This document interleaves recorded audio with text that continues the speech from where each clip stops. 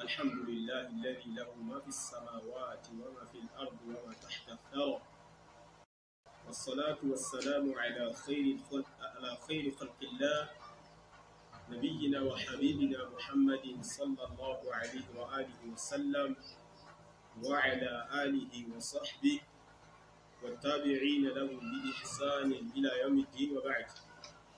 السلام عليكم ورحمة الله وبركاته. Pẹ́ni fún Ọlọ́run Ọba Allah subhanahu wa ta'ala, wọ́n dé pé òun ló ní gbogbo ẹ̀dá tí ń bẹ ní sánmà méjèèje àti gbogbo ẹ̀dá tí ń bẹ ní ilẹ̀ àti àwọn ẹ̀dá tó wà láàrin méjèèjì ní àfonífojì méjèèjì àti gbogbo àwọn ẹ̀dá tí ń bẹ ní abẹ́ ilẹ̀. Ọlọ́run Ọba Allah subhanahu wa ta'ala yìí òun lọ́ba tó ní gbogbo wọn, òun ló sì ní kápá lórí wọn. Atọ́rọ àlékún ìkẹ́ Ọlọ́run Ọba, àánú Ọlọ́run Ọba fún aṣíwájú ẹ̀dá Ànábì sallallahu alayhi wa alihi wa sallam àti àwọn ará ilé Ànábì àtàwọn sàhábà àti gbogbo ẹnìkọ̀ọ̀kan wa náà tí a ń tẹ̀lé ìlànà Ànábì sallallahu alayhi wa alihi wa sallam àtàwọn tí ó máa wá lẹ́yìn wa lórí ìlànà yìí títí dé ọjọ́ al-qiyamah. Ikhwata al-kiram, eléyìí tí a fi ń ṣe àwọn láǹfààní tí adẹ́yẹnjú, adẹ́yẹnàná, adẹ́ntàmálẹ̀ sí liyahya man hayya an bayyina wa yahlika man halaka an bayyina, kí gbogbo ẹni tí ó bá mọ̀nà wọ́n lè bá mọ̀nà lẹ́yìn àlàyé tí ó fojú hàn láti inú tírà Ọlọ́run Ọba Allah subhanahu wa ta'ala àti Al-Qur'anul Karim àti sunnah Ànábì sallallahu alayhi wa alihi wa sallam, lórí àgbọ́yé àwọn salaful umma, àwọn sahaba, àwọn tabi'un àtàwọn tabi'ut tabi'in ridwanullahi alayhim ajma'in.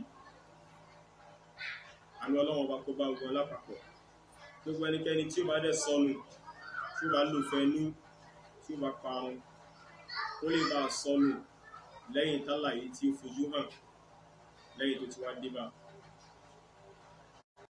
Lẹ́yìn tí a yẹn nàná, òun náà ni ọ̀rọ̀ nípa ìkúnlẹ̀ àti àwọn ìrújú eléyìí tí àwọn èèyàn tí wọ́n ń fọ́n káàkiri láwùjọ wa lórí ọ̀rọ̀ ìkúnlẹ̀ yìí. Torí pé ọ̀rọ̀ yìí, ọ̀rọ̀ tó fẹ́ ilẹ̀ ni, ọ̀rọ̀ tó yẹ pé ó ti da ọ̀pọ̀lọpọ̀ ilé rú ni, ọ̀rọ̀ ni ọmọ sí bàbá. Ìlànà tí ń bá ti rìn ọ́ sí, òun náà lọ gbọ́dọ̀ máa rìn. Ìlànà tó bá ti yọ́ mi nínú, òun náà lọ gbọ́dọ̀ máa tẹ̀lé, nítorí pé kí ni, nítorí pé mi ni mo bí ọ. Bóyá ní bàbá ni, bóyá ní ìyá. Nítorí pé kí ni, nítorí pé mi ni mo kọ́ ẹ lórúkọ. So ìlànà tí ń bá ti yọ́nú sí náà lọ gbọ́dọ̀ máa rìn. Ní tí ń bá ti fẹ́, òun náà lọ gbọ́dọ̀ máa ṣe. Nítorí pé kí ni, nítorí pé mo jọ́gà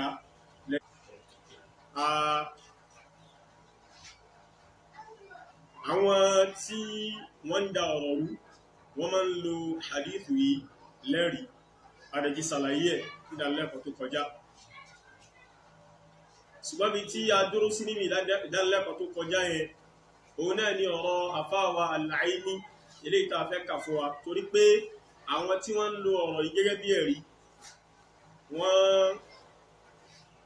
wọ́n ń ṣe ìtọ́ka lọ sínú tírà Umdatul Qari títí àfáwà Al-Aini, wọ́n ń ṣe ìtọ́ka lọ sí àfáwà Al-Qasqalani Irshadu As-Sari tí wọ́n fi ṣe sharhu Sahihul Bukhari títí àfáwà Al-Qasqalani, wọ́n ṣe ìṣàrọ̀ lọ síbẹ̀, wọ́n ní pé wọ́n ń tọ́ àwọn èèyàn níka lọ síbẹ̀ pé nǹkan táwọn ń sọ yẹn wà náà àwọn tírà yẹn. Ṣùgbọ́n kan náà wọ́n sàyè máa lo tírà Ibn Hajar Al-Asqalani alayhi rahmatullah ẹgẹ́ bí ẹ̀rí bákan náà pé nǹkan táwọn ń sọ wà náà tírà yẹn bákan náà. Bákan náà wọ́n lo tírà Ibn Battal láti fi sẹ̀rí lórí pé nǹkan táwọn ń pèpè sí, nǹkan táwọn ń sọ, nǹkan táwọn fi ń rinlẹ̀ nínú hadith yìí, èyí ó bá nínú àwọn tírà wọ̀nyí. So eléyìí yóò fún wa ní àǹfààní láti lọ yí àwọn tírà yẹn wò kí ni nǹkan tí wọ́n sọ nínú àwọn tírà yẹn. Na'am, kí a lọ wo tírà àfáwà al-Qastalani rahimahullahu ta'ala tí wọ́n pè ní Umdatul Qari, Umdatul Qari lil-Ayni, àfáwà al-Ayni kí ni wọ́n sọ nígbà tó ń sàlàyé nípa hadithu Abi Darda, gẹ́gẹ́ bí ìsàlàyé ní jòkó tí ó kọjá lọ pé Abu Darda òun ló gba hadith yẹn wá radiyallahu anhu. So hadith yẹn dẹ̀ ní ìṣẹ̀lẹ̀ tí ó ṣẹlẹ̀ láàrin Abu Bakr as-Siddiq àti Umar bin al-Khattab radiyallahu anhuma, òun ló fa hadith yẹn. So ṣùgbọ́n tó gba ìṣẹ̀lẹ̀ yẹn wá òun náà ni Abu Darda. Na'am, ìgbà tí a fáwa al-Ayni rahimahullahu ta'ala tí wọ́n ń sọ̀rọ̀ nípa hadithi yìí nínú Umdatul Qari ní page 180 mujallad 16, ẹni tó bá fẹ́ kà ní orí al-Maktabatu Shamila ibi tó ti máa rí lélẹ̀. Na'am, wọ́n ní wà fil hadithi fawaid, wọ́n ní níbi hadithi tákà yìí àwọn àǹfààní wà ń bẹ. Alákọ̀ọ́kọ́ ad-dalalatu ala fadli Abi Bakrin ala jami'i sahaba, wọ́n nínú àwọn àǹfààní táwàrí nínú hadithi yìí òun náà ni ìtọ́ka lórí ọlá tí Abu Bakr ní lórí àwọn sahaba tó kù pé ọlọ́lá jù wọ́n lọ, a máa rí nínú hadithi yìí. And tí a bá wo hadithi yẹn tó tọ́ mú ṣe kà fún wa nídánilẹ́kọ̀ọ́ tó kọjá, ẹ rí wípé irú nǹkan tí àfáwà al-Ayni sọ ipò wà nínú hadithi yẹn ó wà ń bẹ tó tọ́. Ìtọ́ka ẹ̀rí lórí pé Abu Bakr as-Siddiq ọlọ́lá ju àwọn sahaba tó kù lọ, a máa rí nínú hadithi yẹn. Wọ́n ní wa laysa yanbaghi lil-fadil an yughadiba man huwa afdal minhu, wọ́n ní kò dẹ̀ tọ́ fún ẹni tó bá lọ́lá kó máa bá ẹni tó bá lọ́lá jù lọ bínú. Gẹ́gẹ́ bó ṣe ṣẹlẹ̀ láàrin Abu Bakr as-Siddiq àti Umar yẹn, ẹ rí pé Umar náà ẹni tó lọ́lá ni, kódà lẹ́yìn Abu Bakr as-Siddiq Umar ló tó kàn nínú lọ́lá láàrin àwọn sàhábà nínú al-umma yìí. Nínú gbogbo ìjọ Ànábì sallallahu alaihi wasallam, lẹ́yìn tá bá ti mú Ànábì tán, tá mú Abu Bakr as-Siddiq tán, ẹni tó kù òun náà ni Umar bin al-Khattab. Nítorí ẹni àfáwà al-Ayni fi sọ pé wa laysa yanbaghi lil-fadil, wọ́n ní kò tọ́ fẹ́ni tó bá ní ọlá an yughadiba man huwa afdal minhu, kó máa bá ẹni tó bá lọ́lá jùlọ bínú, kó máa bínú sí kájọ máa bínú láàrin ara wọn, kò tọ́ fún, ó gbọ́dọ̀ rárá rẹ̀ nílẹ̀ fẹ́ni tó jùlọ ni. Wọ́n ní wa jawazu madhi ar-rajuli fi wajhihi, nínú hadithi yìí bákan náà ìta tó rí ń bẹ̀ tó jẹ́ nǹkan ẹlẹ́kẹta òun ni ìlẹ́tọ̀ ká yẹ̀yàn lójú yàn. Hadithi ń jẹ́ pé ó lẹ́tọ̀ ká máa yẹ̀yàn lójú yàn idha umina alayhi al-iftitan, nígbà tá a bá ti nífọ̀kànbalẹ̀ pé ẹ̀yìn tá a bá yìn lójú rẹ̀ yẹn ò lè kó fìtínà bá, kò lè padà sọ́dẹni ànù, kò ní padà sọ́dẹni tí ó padà wá ríra rẹ̀, kò ní padà sọ́dẹni tí ó parun tó bá rí rẹ̀ pé àsóhun ti ẹ̀ lọ́lá tó báyìí. Nígbà tẹ́mi wá bá balẹ̀ pé kódà ká yíyẹn ní ìníṣẹ́jú ẹ̀ kò ní padà dá fìtínà sí ní lọ́rùn, kò ní padà fa ìparun fún, a lè yí lójú ẹ̀. Naam, wọ́n ní idha umina alayhi al-iftitan wal-ightirar, tẹ́mi wá sí balẹ̀ dé kò ní padà gbàtàjẹ pẹ̀lú ara rẹ̀, ìtàjẹ ò ní padà mú pé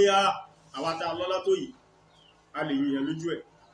Wa fihi, atorínú hadith yìí bákan náà, ma tubi'a alayhi al-insan min al-bashariyati hatta yahmilahu al-ghadabu ala irtikabi khilaf al-awla. A rí nínú hadith yìí àdámọ́ tí wọ́n dámọ́ mẹ́dé ènìyàn gẹ́gẹ́ bí ọmọ ìdí, gẹ́gẹ́ bí abara, àdámọ́ tí wọ́n dámọ́ mẹ́dé ènìyàn gẹ́gẹ́ bí abara, ilé tó yẹ pé ó lè gbé èèyàn lọ síbi kí èèyàn máa bínú,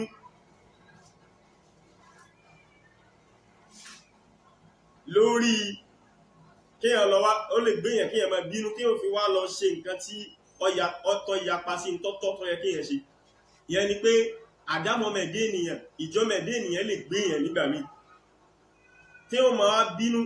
débi wípé èyàn fi lọ ṣe tí ó yàtọ̀ sí tó dáa tó yẹ kéèyàn ṣe pé ìbínú a máa gbéyàn débẹ̀ nígbà míì eléyìí wà nínú nǹkan tá a rí nínú hadith yẹn lakinna al-fadila fi ddin ṣùgbọ́n ẹni tó bá jẹ́ ẹni tó lọ́lá nínú ẹ̀sìn yusri'u ar-ruju'a ila al-awwal li qawlihi ta'ala ila al-awla oni wọ́n fẹ́ lọ́lá fẹ́ kọ ṣùgbọ́n tó bá lọ ka àti ọ̀rọ̀ yìí nínú al-maktabatu shamila yóò rí wípé al-awwal ló wà ń bẹ al-awla dẹ̀ ni ó yẹ kó wà ń bẹ lakinna al-fadila fi ddin ṣùgbọ́n tó bá jẹ́ ẹni tó lọ́lá nínú ẹ̀sìn yusri'u ar-ruju'a ila al-awla yóò yára tètè padà lọ síbi tọ́tọ́ yóò yára tètè pèrè sákìyèsí yóò yára tètè padà lọ síbi tí ó fẹ́ lóore jùlọ wọ́n ní nítorí gbọ́dọ̀ lọ́wọ́ Allah subhanahu wa ta'ala tó sọ wípé innal ladhina ttaqaw idha massahum ta'ifun minash shaytani tadhakkaru ọlọ́wọ́ ní dájúdájú àwọn tọ́jú olùpáyọ̀ ọlọ́run ọba tí ìbínú bá gbé wọn látọ̀dọ̀ ṣètọ́n tí in tí ò dá bá ṣẹlẹ̀ sí wọn tó yẹ pé látọ̀dọ̀ ṣètọ́n ló ti wá ìbínú bá ṣẹlẹ̀ sí wọn látọ̀dọ̀ ṣètọ́n tadhakkaru wọ́n rántí ọlọ́run ọba subhanahu wa ta'ala wọ́n sáré pẹ̀lú àwọn padà so eléyìí báyìí wà nínú suratul A'raf aya 201 وفيه ودوا ننو آية أو ننو حديث بكنا أن غير النبي صلى الله عليه وسلم ولو بلغ في الفضل الغاية إن أو ننو حديث بي أني تي أولو أني ألمي تي باتي سنبي أني تي سنبي صلى الله عليه وسلم كسيبو شلي غاتو كسيبو شلي لولاتو كودا كولولا دوكمي كولولا دي يكمنو فليس بمعصوم تونتي بوسي كولولاتو kò lè là kó bí àṣìṣe tó bá ti lè yàtọ̀ fún ànábì o yẹni pé ta bá ti lè yọ ànábì kú gbogbo èèyàn yòókù pátá ta bá fi lè yọwọ́ tà ànábì kú kò sí bó sì lè lọ́lá tó tọ́ wá lè mú là kó bí àṣìṣe táwa sọ pé àwọn bàbá ti wá ibi táwọn bàbá súnmọ́ Ọlọ́run dé ibi táwọn bàbá rí àṣírí Ọlọ́run dé ibi táwọn bàbá rí Ọlọ́run wọ̀ dé àwọn bàbá yìí kọjá kan ṣàṣìṣe àwọn bàbá yẹn wá sọ̀rọ̀ wọn ṣàṣìṣe tàbí kéèyàn má sọ bẹ́ẹ̀ náà ṣùgbọ́n kí ṣe sí yẹn máa túmọ̀ sí pé èèyàn ti gbà pé ẹni tí èèyàn wò jẹ́ bí ẹni tọ́lọ́ láyẹn èèyàn ti ìṣe sí yẹn túmọ̀ sí bí ẹni pé kò lè ṣàìṣe nígbà táwọn yẹn bá wá ń pè yẹn sákìyèsí àbá bá ń pè yẹn sákìyèsí àmọ́ wá bínú bí ẹni pé ẹ̀mẹ́ni tẹ́ ń bá wí ni bẹ́ẹ̀ ni àmọ́ méje sá nẹ́bí là ń bá wí àmọ́ ṣe bí bàbá ni òun náà lóye ká lè máa bá bàbá wí torí bá mọ̀ wípé kò sí bàbá ṣe lè lọ́lá tó lọ́dọ̀ Ọlọ́run subhanahu wa ta'ala kò lè sọ wọ́n dẹni tí ò lè ṣàṣìṣe àfáwà al-Aini wọ́n ní nǹkan táàrí nínú hadithi náà àwọn àǹfààní táṣe nínú hadithi ni wà fihi istihbabu su'ali al-istighfar wa tahallul min al-madlum wà fihi istihbabu su'ali al-istighfar wa tahallul min al-madlum wọ́n ní bákan náà a rí nínú hadithi yìí istihbabu su'ali al-istighfar ipe afẹ́ nínú ẹ̀sìn nǹkan tí sharia afẹ́ ni mustahabu ni nínú dájọ́ sharia ká máa béèrè fún àforíjì lọ́dọ̀ ẹni tá a bá ṣẹ̀ wa tahallulu min al-mazlum tá a bá ṣàbòsí fún yàn ká máa wá bá ibẹ̀ túra wálẹ̀ lọ́dọ̀ ẹni yẹn ká máa bẹ̀ kó tú wálẹ̀ tá a bá ṣàbòsí fún yàn wọ́n lọ́wọ́ nínú hadithi yìí wa fihi bákan náà rí nínú hadithi yìí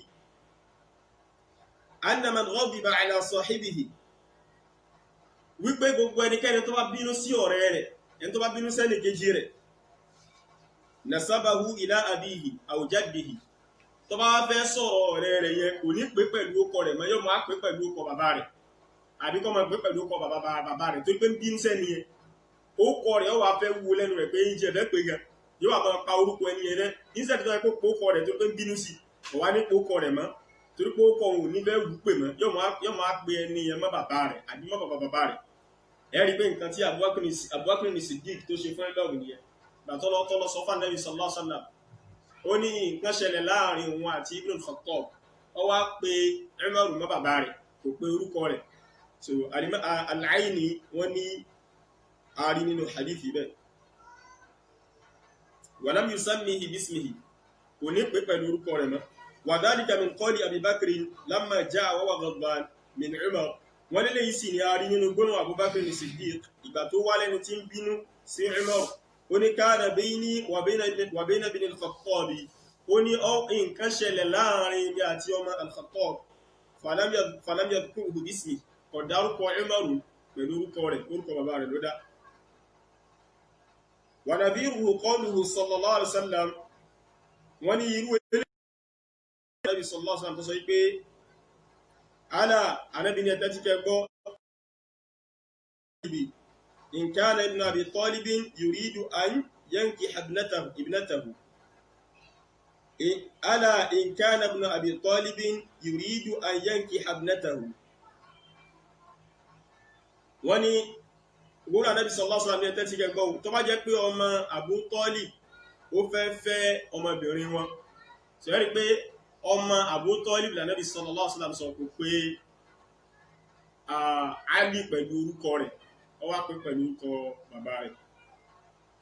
bákan náà wà fíhì àtórí nínú hadithi yìí anna rukbata laysat bi awra, wípé eékún ò kí ń ṣe kíni, kò kí ń ṣe ògùn. ẹ dákun torí Ọlọ́run Ọba, gbogbo tí mo kà tí Al-Aini tó mẹ́nu bà nínú pé a rí nínú hadithi bí tó parí sí nìyẹn o. gbogbo tí mo kà yẹn mo mọ̀ọ́mọ̀ ká pé kí n ka látòkè délẹ̀ gbogbo tí àfáwà Al-Aini yọ nígbà tí wọ́n ti ọ̀bẹ bọ hadith yẹn tó bẹ̀rẹ̀ sí máa kún wẹ́lẹ́wẹ́lẹ́, tó wá bẹ̀rẹ̀ sí máa fa kò mú òkun hadith yẹn lẹ́yọ kọ̀ọ̀kan pé irú àwọn àǹfààní báyìí la rí ńbẹ̀, irú àwọn àǹfààní báyìí la rí ńbẹ̀. ǹjẹ́ Al-Imam Al-Aini ṣé wọ́n sọ ń bẹ nísìn pé a rí nínú hadith pé ká máa kúnlẹ̀ kiri ẹni? nígbà tí àwọn Niqabatu Shababi Al-Markaziyyin tí wọ́n dẹ̀ máa dá wa padà, tí wọ́n máa tọ́ wa níka sí àwọn tírà tá a lè kà tí a fi rí wípé hadith yìí ẹ̀rí ni lórí ká máa kúnlẹ̀ kiri ẹni, wọ́n ní ká lọ ka tírà Al-Aini. tírà Al-Aini tó ní ká lọ ka Umdatul Qari náà ni, òun náà ló kà fún wa ìjẹ̀mọ́. ṣe ti wá rí báyìí wípé ọ̀rọ̀ wọn rèé bí ọ̀rọ̀ ẹni tó fẹ́ jogún kógún ni, tó yẹ pé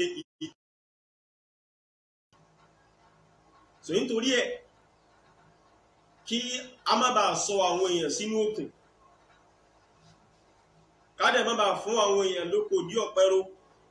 kádẹ̀ má bàa fún àwọn èèyàn ní igbó tó díjú sán. nítorí ẹ̀ ni mo ṣe gbìyànjú àti kà á fún wa, so kí àṣírí irọ́ lè tú, torí pé ẹ̀mí irọ́ ò kí ń gùn. àwọn Yorùbá sọ wípé tí irọ́ bá ń lọ lógún ọdún,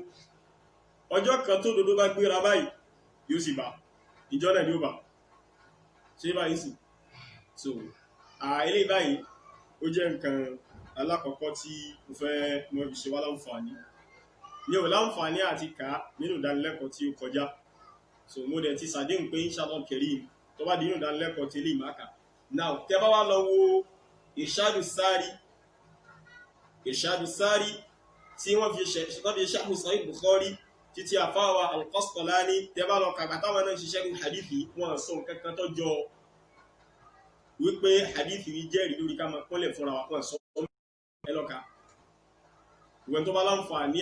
àti kà tó bá máa kà ẹlọ́ka, torí ní láǹfààní àti kà wallahi mú fọ́nà bá búra kò sí nǹkan tó jọ bẹ́ẹ̀. so yí báyìí bákan náà tẹ́ bá lọ kà Fathul Ibn Hajar Al-Asqalani alayhi rahmatullah, àwọn náà mẹ́nu bá kan tó jọ bẹ́ẹ̀. tẹ́ bá lọ kà Sharhu Abawa Ibn Battal náà, àwọn náà mẹ́nu bá kan tó jọ bẹ́ẹ̀. so gbogbo tí wọ́n mẹ́nu bà pátá, gbogbo nǹkan tí wọ́n tọ́ka sí láwọn tírà tánláwọn shurah, àwọn tí wọ́n jẹ́ olùsàlàyé hadith tí wọ́n sàlàyé nípa hadith yẹn, ibi tá bá lọ ka àwọn tírà yẹn a rí òdodo, a kà ń tòótọ́ wallahi àrò òdodo pé òdodo ìdí ń sọ náà ní pé wọ́n sọ ń tẹ̀ ń sọ. àrò òdodo ń tòótọ́ pé kò sẹ́nì kankan tó sọ pé hadith yẹn sẹ́ ẹ̀rí lórí ká máa kúnlẹ̀ kiri ẹni. mo dẹ̀ ti tahadda yín, ìyẹn ni pé mo ti challenge yín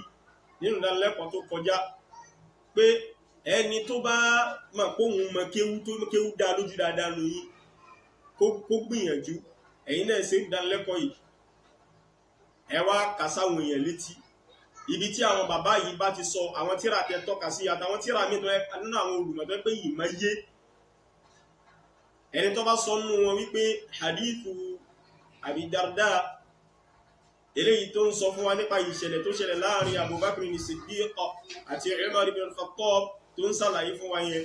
wípé wọ́n sọ wípé ẹ̀rí wà ń bẹ lórí ká máa kúnlẹ̀ fúnra wa, ẹ kà fáwọn èèyàn káwọn èèyàn gbọ́. pẹ̀lú gbọ́nà Allah subhanahu wa ta'ala tẹ́ bá ṣe bẹ́ẹ̀ ẹ rí pé àbá yín yanjú ẹ̀ pẹ̀lú gbọ́nà ọba Allah subhanahu wa ta'ala. So nítorí ẹ̀rí mò ń rọ ẹ̀yin olùgbọ́ mi lọ́kùnrin àti lóbìnrin, ẹ̀yin bàbá wa tẹ́ ń gbọ́ wa nílé, ẹ̀yin ìyá wa tẹ́ ń gbọ́ wa, ẹ̀yin ẹ̀gbọ́n wa, ẹ jọ̀ọ́ nítorí Ọlọ́run Allah subhanahu wa ta'ala ẹ má jẹ́ káwọn èèyàn tàn wá jẹ. Ẹ̀sìn Ọlọ́run Allah subhanahu wa ta'ala clear gan. Ọ̀pọ̀lọpọ̀ nínú àwọn àfáà tá fẹ̀mí tẹ̀, àwọn àfáà tá gbẹ́mi léyìí, wọ́n ń jàǹbá àmánà mímọ́, wọ́n pé àmánà mímọ́ nítorí ìfẹ́ inú wọn, àti torí pé wọ́n mọ̀ wípé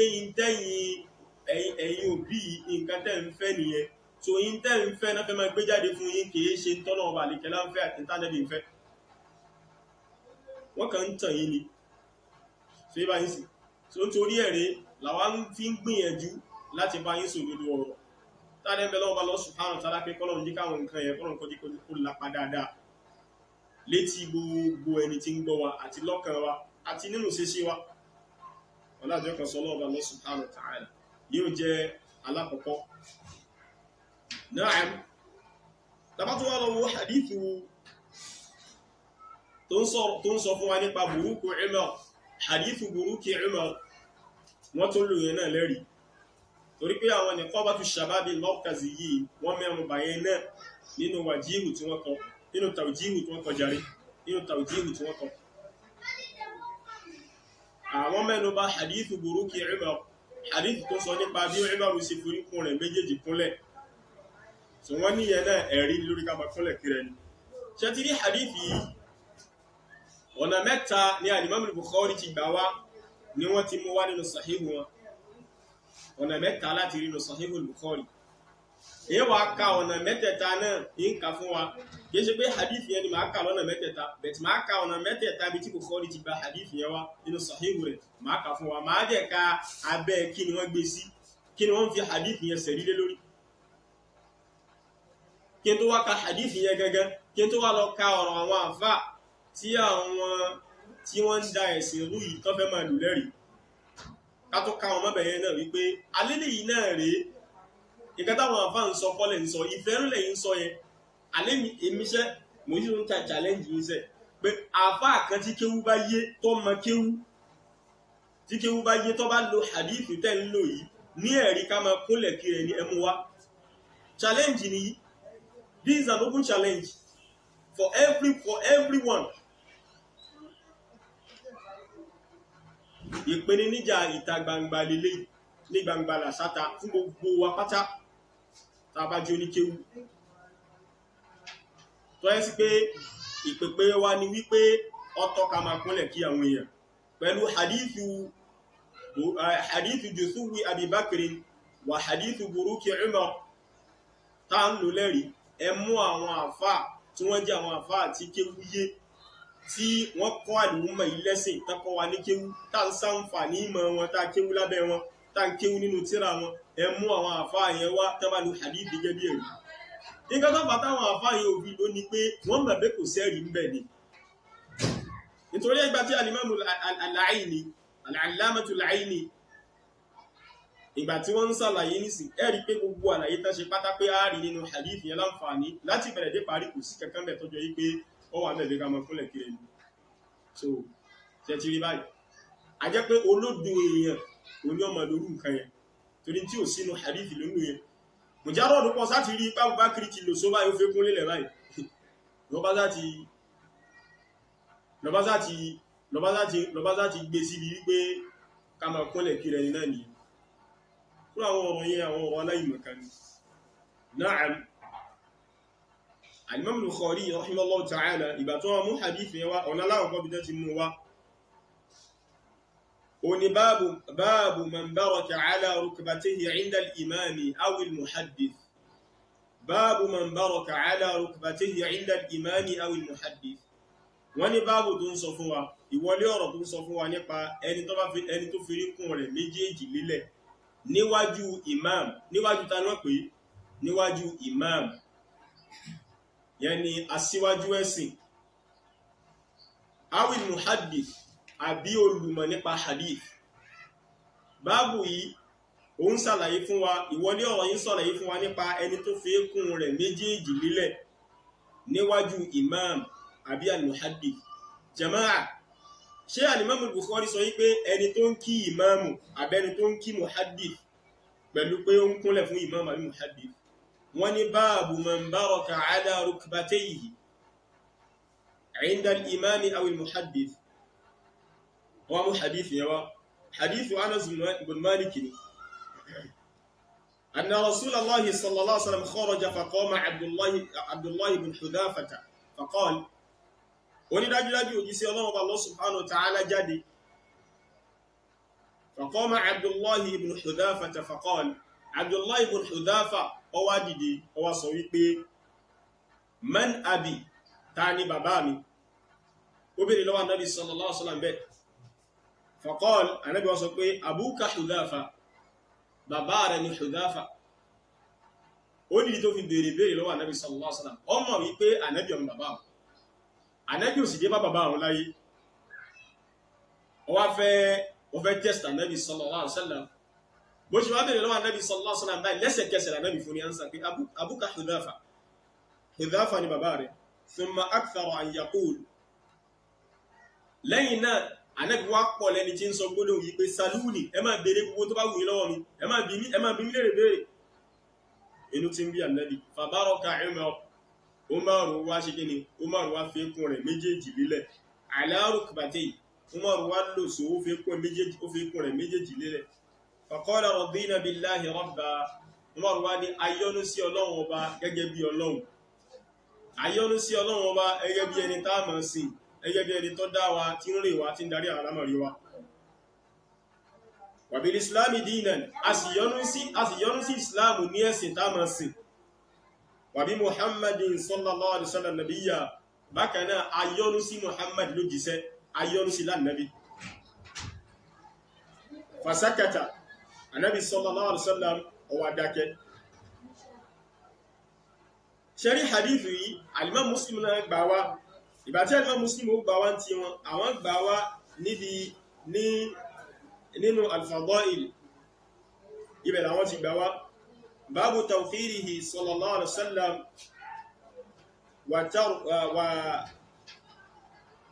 báàbù tawqirihi sallallahu alaihi wasallam wa tarki ikthari su'alihi. báàbù tó ń sọ fún wa nípa Ànábì sallallahu alaihi wasallam lé àti gbígbé pípọ̀ ìbéèrè ní lọ́dọ̀ Ànábì sallallahu alaihi wasallam jù sílẹ̀. ká má máa béèrè ìbéèrè tó bá ti pọ̀ tó lè kó parí bánu, ká má béèrè lọ́dọ̀ Ànábì sallallahu alaihi wasallam. náà ẹwù nǹkan tí hadithi yìí, ẹwù nǹkan tó ń sàlàyé. náà ọ̀nà aláwọ̀kọ́ tí al-Imam Bukhari tó ti gbà wá ní. náà ọ̀nà ẹlẹ́ẹ̀kejì tí al-Imam Bukhari ti gbà wá kí tó sàlàyé ẹ̀ lápapọ̀, òun ni báàbù wákì zuhri inda zawal. báàbù wọ́n ní báàbù wákì zuhri inda zawal, bó ṣe wọ́n bẹ̀ nìyẹn. báàbù wọ́n ní ìwọlé ọ̀rọ̀ kan rẹ̀ wákì zuhri inda zawal. nǹkan tá a fẹ́ discuss, tá a fẹ́ sàlàyé lábẹ́ wọlé ọ̀rọ̀ yìí ni pé wákì zuhri, àsìkò zuhri inda zawal, nígbà tó rùn bá yẹ̀ látàrí ní máa ń jẹ́.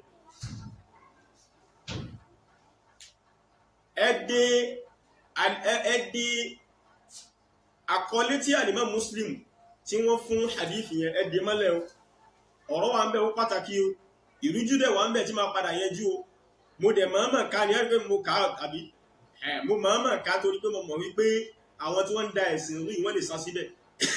pẹ̀sìkẹ́lú gbọ́lọ́wọ́ Allah subhanahu wa ta'ala àwọ̀ wọn jáde kú ń bẹ̀ yẹn náà,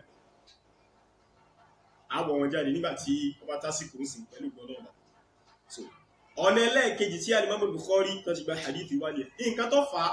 tó fi gbà wá níbi ta lákọ̀ọ́kọ́,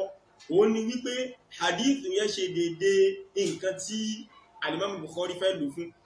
ẹ̀rìkẹ́ mo ní ibi tẹ́ ti gbà wá lákọ̀ọ́kọ́, òun ni báàbù tó ń sọ fún wa nípa ẹni tó bá fi kó méjèèjì lílẹ̀ níwájú tani, níwájú ìmáàmù àbí al-muhaddith. so nítorí pé irú nǹkan tó ṣẹlẹ̀ ń bẹ nìyẹn, nítorí ẹni al-Imam Bukhari fún mú hadith yẹn wá lábẹ́ ẹ̀bẹ̀ yẹn láti sọpọ́tì ìtàwọn ọkọ̀ sókè yẹn. ó yé báyìí sí. bákan náà wọ́n mú hadith yìí wá níbi tí mo kà fún wa tán sí pé waqtu zuhri inda zawal, wípé àsìkò zuhur nígbà tí òun bá yẹ̀ látàrí ní máa ń jẹ́. wọ́n mú wá nítorí pé hadith yìí ṣe kí ni, ó kó nǹkan yẹn sínú. ìgbà tí wọ́n mú wá ń bẹ̀ wọ́n ní hadith yẹn Anas bin Malik náà ló gbà wá anna Rasulullahi sallallahu alaihi wasallam kharaja hina zaghati shams nítorí pé wọ́n fẹ́ lo ọ̀rọ̀ pé àsìkò zuhur ìgbà tí òun bá yẹ̀ látàrí ni ẹ rí pé ẹgbà wá tán mú wá mí sí ó tún ti ní àlékún kankan tí yóò gbé ìtumọ̀ ìtọ́wà lókè tí wọ́n fẹ́ lò fún tí ó gbé wá wọ́n ní nǹkan yẹn ni pé tẹ́jọ́ yìí sí ọlọ́run Allah subhanahu wa ta'ala jáde hina zaghati shams nígbà tí òun yẹ̀ látàrí fasalla dhuhur Ànábì wá kírun dhuhur sẹ́tìrì kó ti clear sí pé ajẹ́ pásìkò tí wọ́n kírun dhuhur nìyẹn torí nǹkan tí Al-Imam Bukhari fi mú wá bí nìyẹn faqama ala al-minbar Ànábì wá dìde dúró sórí minbar fadhakara Ànábì wá bẹ̀rẹ̀ sí máa sọ̀rọ̀ nípa ọjọ́ gbé al-qiyama ìgbà táyé Ànábì sọ̀rọ̀ nípa rẹ̀ Ànábì sì wá sí parí ayé fún wọn fadhakara anna fiha umuran 'idhama Ànábì wá ń ṣàlàyé pé àwọn àlámọ̀rí kan tó tóbi ó ṣẹlẹ̀ o nígbà tí ayé bá fẹ́ parẹ́ o tẹ́tí bá Ànábì sallallahu alaihi wasallam olùkọ́ gidi ni ń kọ́ àwọn sàhábà lẹ́kọ̀ọ́ nípa àwọn kíni ashraqu sa'a àwọn àmì tí ó ṣẹlẹ̀ tó tóbi nígbà táyé bá fẹ́ parẹ́ níta Ànábì ń sọ nìyẹn lẹ́yìn tán kí ọ̀rọ̀ gbóhùrì tán àbí lẹ́fì mọ̀ yí pé kò sígbà tá Ànábì sallallahu alaihi wasallam kì í ṣe wá sí fáwọn sàhábà Ànábì wá ń ṣàlàyé thumma qala Ànábì wá sọ pé man ahabba an yas'ala an shay'in falyas'al béèrè tó bá fẹ́ béèrè nǹkan kan kó béèrè yẹn náà ẹ̀kọ́ náà tó ní pé téèyàn bá parí ìdánilẹ́kọ̀ọ́ yẹn máa ń fààyè béèrè lẹ̀ fẹ́ni tí ó bá fẹ́ wá mọ̀ nípa ẹ̀sìn àbí so Ànábì wá ní nígbà táwọn parí tán Ànábì ní tó bá wù láti béèrè kó béèrè fala tas'aluni an shay'in illa akhbartukum Ànábì ní torí pé ẹ ní bí mí léèrè béèrè kan àbí kí n fún yín lérò nípa rẹ̀ kí n fún yín nímọ̀ nípa tẹ́ bá bí mi ma dumtu fi maqami hadha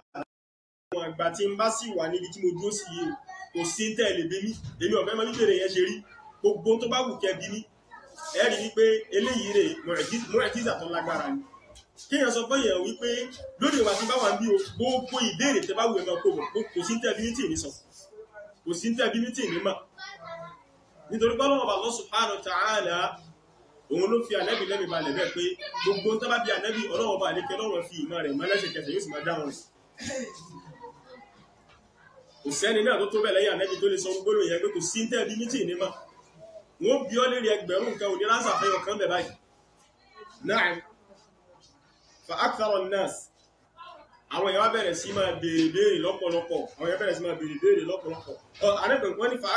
akthara an-nas fil buka àwọn èèyàn bẹ̀rẹ̀ sí máa sun ẹkún gidi lọ́jọ́ yẹn ẹkún yìí wá pọ̀ gan wa akthara an yaqul Ànábì wá pọ̀ ní yìí máa tẹnumọ́ gbólóhùn yìí pé saluni ayé bí mi sẹ́ Ànábì ní ẹbí mílẹ̀ bèèrè sẹ́ faqama Abdullah ibn Hudhafa as-Sahmi Abdullah ibn Hudhafa as-Sahmi wá dìde faqala man abi ọwá bèèrè pé ta ni bàbá mi qala abuka Hudhafa Ànábì ní bàbá rẹ̀ ní Hudhafa thumma akthara an yaqul Ànábì tó wá pọ̀ ní ẹni tí ń tẹnumọ́ gbónú pé saluni ẹ máa bí mi sẹ́ fabaraka Umaru ala rukbatayhi Umaru wá fi rúkún rẹ̀ méjèèjì lélẹ̀ wá kúnlẹ̀ فقال رضينا بالله ربا وبالإسلام دينا وبمحمد نبيا فسكت so àbí mo ṣe kálẹ̀ kan mo ṣe ṣàlàyé ẹlẹ́ẹ̀kan náà ní kí n bá gbà sí wa thumma qala uridat alayya al-jannatu wan-nar Ànábì wá sọ lẹ́yìn ìgbà tí Umaru sọ gbólóhùn yìí tán mo fi tú lẹ́ẹ̀kan dédé tí mo sọ lẹ́ẹ̀kan yẹn náà Ànábì wá sọ lẹ́yìn ìgbà tí Umaru parí ọ̀rọ̀ rẹ̀ pé uridat alayya al-jannatu wan-nar anifan fi 'ardi hadha al-ha'id Ànábì ní lẹ́ẹ̀kan wọ́n gbé àwòrán àlìjẹ́nà àti náwá fún mi níbi fífẹ́ ògiri yìí ni mo ti ń rí mo ń rí fọ́tò mo ń rí àlìjẹ́nà báyìí wọ́n gbé àlìjẹ́nà wá fún mi mo ń wúlò ọ̀kan báyìí níbi ògiri lára ògiri àti iná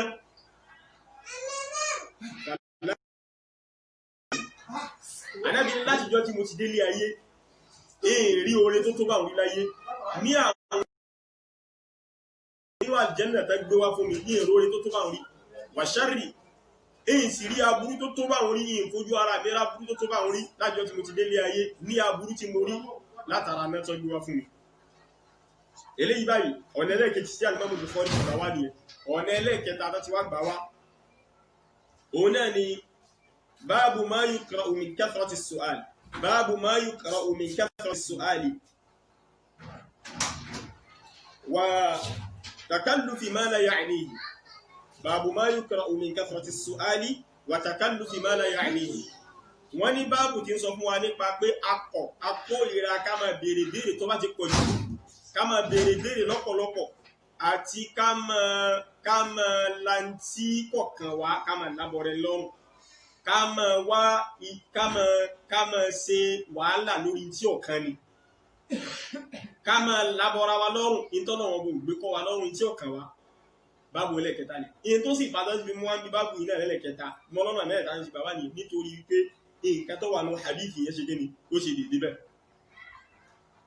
torí pé nǹkan tí ò yí àwọn èèyàn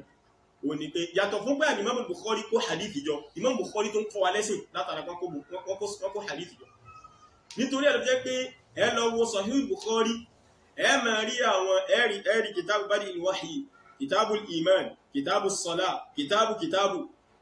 àwọn kìtàbù yìí àwọn kútùbù yóò tó wá láwọn àbúwà tẹ́kẹ́ kìtàbù sọ́lá báàbù kìníkan báàbù adhan báàbù ìkọ́mọ̀ báàbù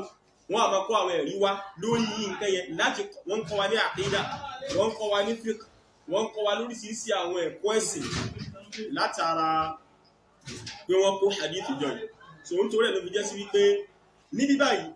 Imam Bukhari rahimahullahu ta'ala wọ́n mú hadith wá lábẹ́ báàbù ma yukra'u min kathrati as-su'al wa takallufi ma la ya'ni báàbù tó ń sọ fún wa nípa pé akórìíra ká máa béèrè ìbéèrè tó bá ti pọ̀ jù bákan náà ká máa lábọ̀ rẹ̀ ní lọ́rùn in tí kò kàn wá nínú ẹ̀sìn so ìbẹ̀rẹ̀ ti mú hadith yẹn wá bí wọ́n ṣe mú wá ẹlẹ́ẹ̀kan yẹn náà ni pé Anas bin Malik sọ yí pé anna nabiyya sallallahu alaihi wasallam kharaja hina zaghati shams fa salla adh-dhuhr falamma sallama qama ala al-minbar fa dhakara as-sa'ah وذكر أن بين يديها أمورا عظاما ثم قال من أحب أن يسأل عن شيء فليسأل عنه فوالله لا تسألوني عن شيء إلا أخبرتكم به ما دمت في مقام هذا قال أنس فأكثر الناس البكاء وأكثر رسول الله صلى الله عليه وسلم أن يقول سلوني فقال أنس فقام إليه رجل فقال أين مدخلي إلي لو يأتو ديه سي أما méjì mo ti kà yẹn kí wá kàbí tọ́ra yàtọ̀ díẹ̀ yẹn sẹ́rí gbogbo bí tí mo ti ń kàbọ̀ yẹn ó ṣe léjà àwọn nǹkan tí mo ti kà lẹ́ẹ̀kan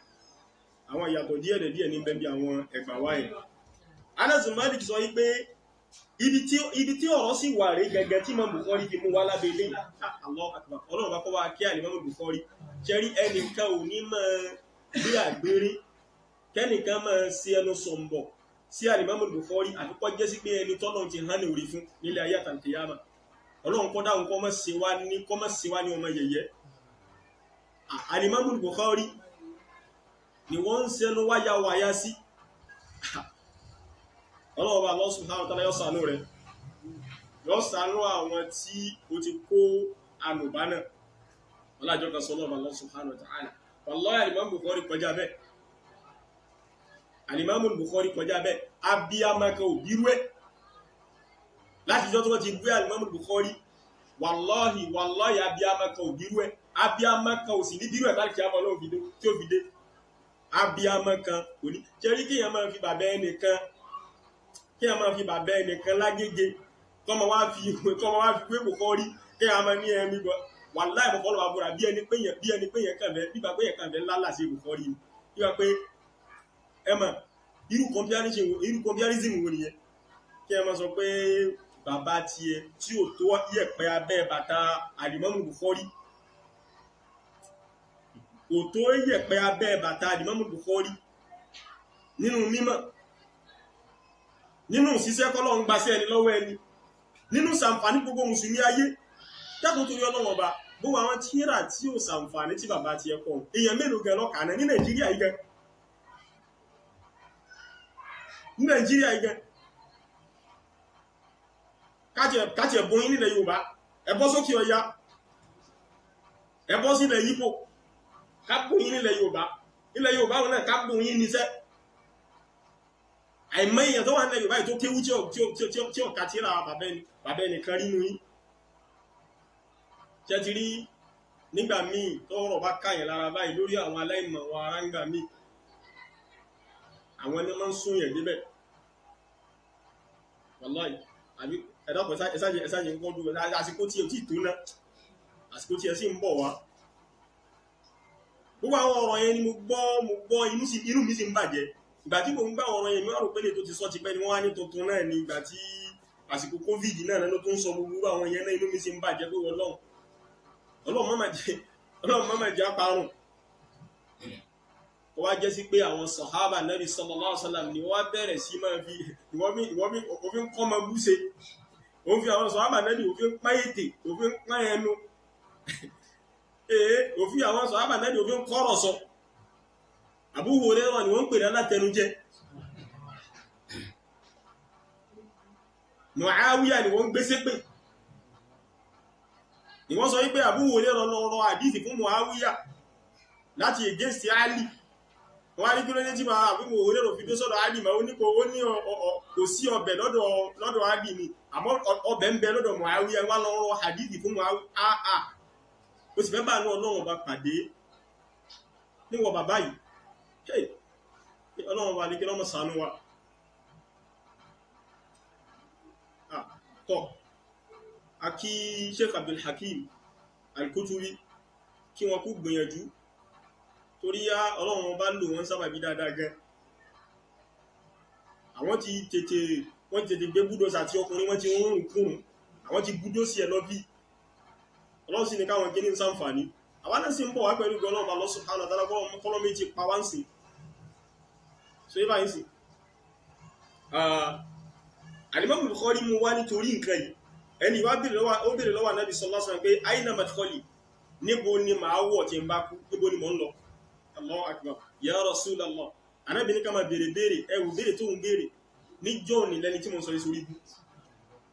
ó ní ìròyìn sí Ọlọ́run bá níbo ni màá wọ̀ tí ń bá kú qala an-nar Ànábì nínú náà ni wallahi inú náà lọ bó ṣe dọmọ náà nù wọ́n ibomi là bó ṣe dì nìyẹn lọ́jọ́ yẹn فقام عبد الله بن حذافة فقال من أبي يا رسول الله عبد الله بن حذافة يا rẹ̀ padà fẹ́ bínú sí pé wọ́n bí ní bàbá rẹ̀ irú ọmọ wo ni wọ́n yìí àti padà bọ̀ abẹ́ yẹn Abdullah ibn Hudhafa ń béèrè lọ́wọ́ Nabi sallallahu alaihi wasallam man abi ya Rasulallah ta ni bàbá mi ròjì sí Ọlọ́run bá qala abuka Hudhafa Ànábì ní bàbá rẹ̀ ní Hudhafa so قال ثم أكثر أن يقول سلوني فبارك عمر على ركبتيه فقال رضينا بالله ربا وبالإسلام دينا وبمحمد صلى الله عليه وسلم رسولا قال فسكت رسول الله صلى الله عليه وسلم حين قال عمر ذلك ثم قال رسول الله صلى الله عليه وسلم والذي نفسي بيده لقد عرضت علي الجنة والنار آنفا في عرض هذا الحائط وأنا أصلي فلا أرك اليوم في الخير والشر so oye yẹn náà ṣe déédéé nǹkan tí mo kà lẹ́ẹ̀kan but ẹnu àlékún tọ́kọ̀ wá ń bí ni pé Ànábì sallallahu alaihi wasallam tó fi kún lálàyé ń sìn ni pé Ànábì ní òun fi ẹni tó tẹ́mì òun bẹ lọ́wọ́ rẹ̀ búra tí ṣe Ọlọ́run Allah subhanahu wa ta'ala ní pàápàá wọ́n gbé iná àtàlìjẹ́nnà wá fóun lẹ́ẹ̀kan ní ardu ògiri ìyẹn ni pé ní bíbi fífẹ̀ ògiri ṣe pé ògiri máa ń ní gígùn ó sì máa ń ní fífẹ̀ ó máa ń ní gíga ó máa ń ní fífẹ̀ níbi fífẹ̀ rẹ̀ báyìí náà ti gbé iná àtàlìjẹ́nà wá fóun wà á náà sọ́lì Ànábì ní gbà ní mo sì ń kírun zuhuri lọ́wọ́ ni orí ìrún mọ́ wà tí wọ́n tó fi gbé wá fún mi Ànábì ní falam araka al-yawma fil khayri wa sharri Ànábì ní láti jọ́ tí mo ti délé ayé ìrìn rí aburú tó ìrìn rí oore tó dàbí oore tí mo rí lónìí rí